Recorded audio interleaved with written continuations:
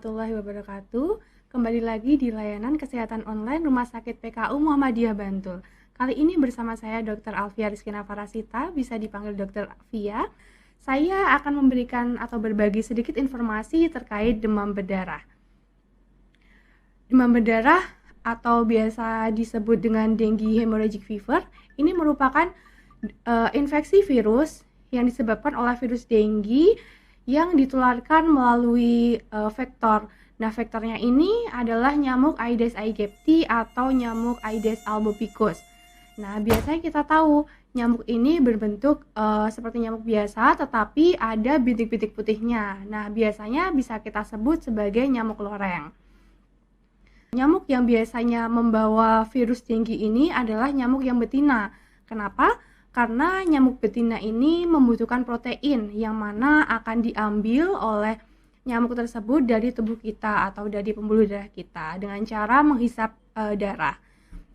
Nyamuk Aedes aegypti betina tadi, ketika dia menghisap orang yang sudah terinfeksi demam dengue atau demam hemorrhagic fever atau demam berdarah, nantinya virus yang ada di orang tersebut akan ikut terserap oleh nyamuk tersebut dan akan masuk ke dalam saluran cerna si nyamuk. Kemudian sekitar 8-10 hari ke depan, virus tadi akan menyebar sampai ke seluruh tubuh si nyamuk Aedes aegypti tadi. Nah, paling banyak nyamuk tadi bisa masuk ke dalam saluran kelenjar saliva atau kelenjar ludah dari si nyamuk. Nah, nyamuk yang sudah terinfeksi virus dengue tadi, ketika dia nanti akan menggigit orang yang sehat, maka virus yang ada di nyamuk tersebut bisa ikut tertransfer dalam darah orang yang sehat, sehingga bisa menyebabkan gejala-gejala seperti demam yang timbul mendadak 2-7 hari, kemudian diikuti dengan nyeri di sendi, nyeri di otot, nyeri di belakang mata. Bisa juga ada ruam-ruam di kulit yang biasa disebut peteki, atau bisa sampai menyebabkan perdarahan.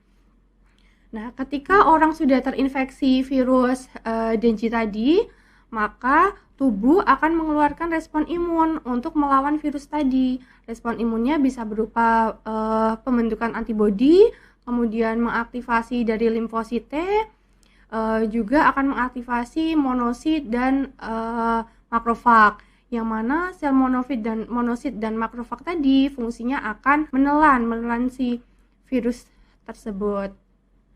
Di samping itu, respon yang dimunculkan atau respon yang dikeluarkan oleh imun tadi juga akan menyebabkan munculnya berbagai respon inflamasi seperti TNF-alpha, interleukin 1, interleukin 6, platelet activating factor, dan juga histamin, yang mana mereka ini nanti akan menyebabkan disfungsi endotel atau kerusakan endotel atau dinding pembuluh darah kita, sehingga bisa terjadi kebocoran dari pembuluh darah.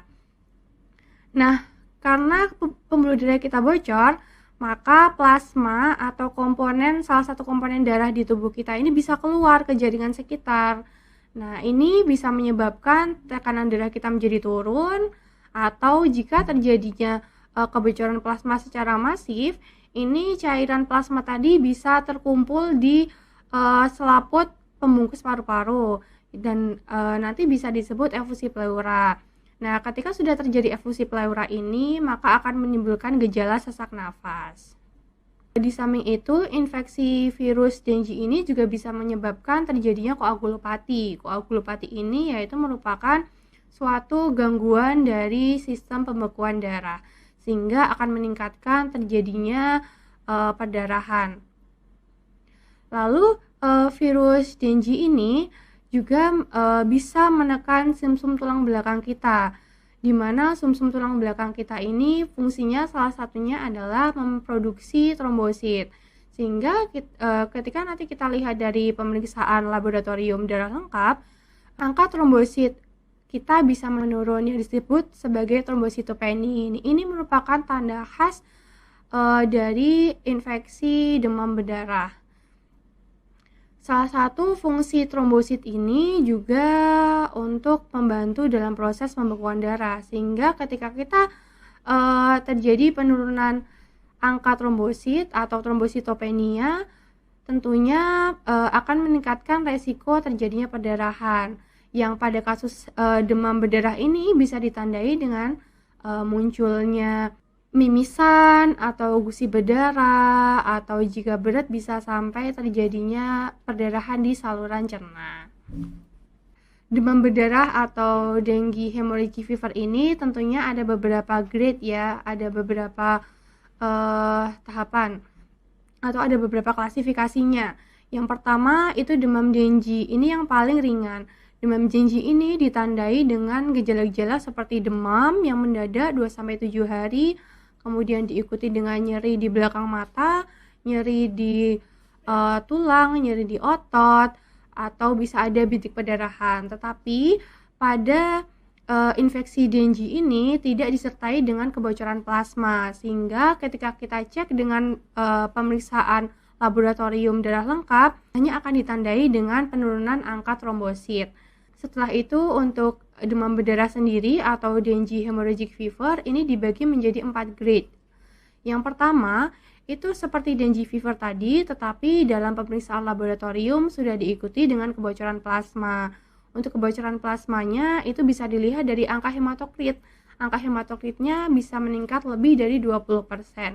Tentunya ini nanti diserahkan kembali kepada dokter yang merawat ya untuk menentukan apakah ada kebocoran plasma atau tidak.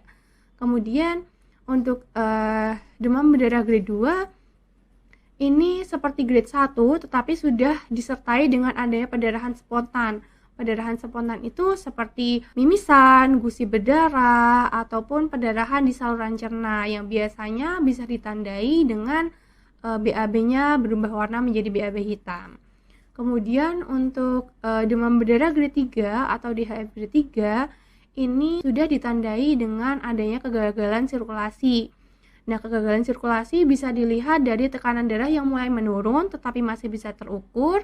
Kemudian tangan dan kaki pasien bisa menjadi dingin, kemudian CRT-nya lebih dari 2 detik. CRT itu merupakan capillary refill time. Bisa dilihat dengan cara kita menekan di ujung jari tangan, kemudian dilihat apakah perubahan warna dari merah ke pucat kemudian ke merah lagi itu lama atau tidak, kurang dari 2 detik atau tidak, seperti itu. Kemudian untuk yang DHF grade 4 ini seperti grade 3 tetapi sudah disertai dengan shock.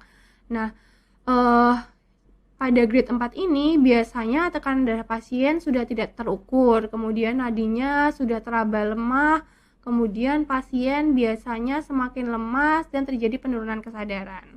Demam berdarah atau dengue hemorrhagic fever ini tentunya juga berbahaya ya Bapak Ibu ketika tidak diberikan tata laksana yang tepat. Maka dari itu, jikalau Bapak Ibu yang mengalami demam yang dengan gejala-gejala seperti yang saya sebutkan tadi, ada nyeri di sendi, nyeri di otot, kemudian diikuti dengan munculnya ruam-ruam di kulit, dan juga ada perdarahan, misalnya mimisan, seperti itu, dan menetap sampai hari ketiga, lebih baik diperiksakan diri ke dokter nggih, supaya nanti dokternya bisa menentukan atau bisa melakukan pemeriksaan lebih lanjut. Selain itu, kita bisa lakukan pencegahan dengan menggunakan metode 3M+. 3M+ itu 3M-nya yang pertama yaitu mengubur barang-barang bekas, yang kedua menutup tempat-tempat air atau penampungan air, yang ketiga menguras tempat air atau bak mandi secara berkala.